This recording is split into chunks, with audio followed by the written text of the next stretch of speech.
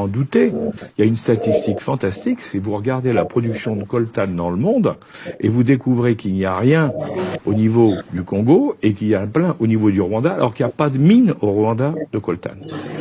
Vous voyez? Donc c'est vous dire quand il dit qu'il y a une rébellion, non, il n'y a pas de rébellion. Et au contraire, c'est une exploitation. Et là, on revient à ce que je vous disais, c'est les fameuses compagnies minières. J'ai été très surpris en écoutant le président Macron l'autre jour, quand il s'est adressé d'une manière un peu méprisante au président Tshisekedi, parce qu'il a dit quelque chose qui est faux.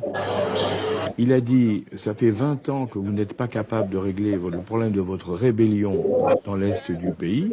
Or, ce n'est pas vrai.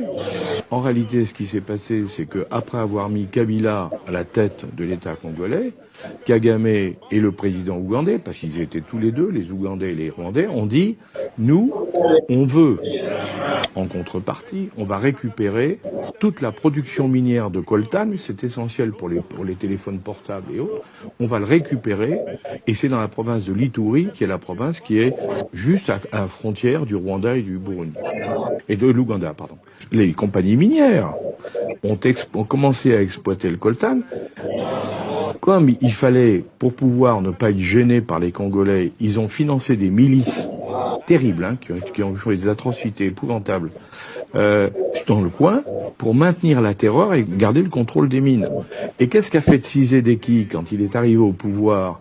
Tshisekedi a dit, on peut pas continuer comme ça. Ça fait 20 ans que vous occupez une zone qui est une zone congolaise, que vous prenez le minerai, le coltan, et vous l'emmenez en Ouganda et au Rwanda. De là, vous le réexportez vers l'extérieur. Donc c'est vous qui faites les bénéfices et la plus-value. Et nous, qui sommes les propriétaires du terrain, on n'a droit à rien. C'est scandaleux. Je veux que vous nous rendiez le contrôle de cette zone. Donc c'est pas du tout une rébellion. En réalité, c'est l'exploitation par des compagnies minières contrôlées et aidées par l'Ouganda et le Rwanda de toute la partie est du Congo.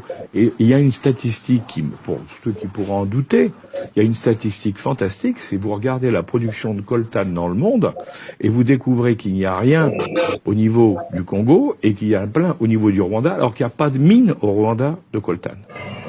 Vous voyez? Donc c'est vous dire quand il dit qu'il y a une rébellion, non, il n'y a pas de rébellion. Et c'est au contraire.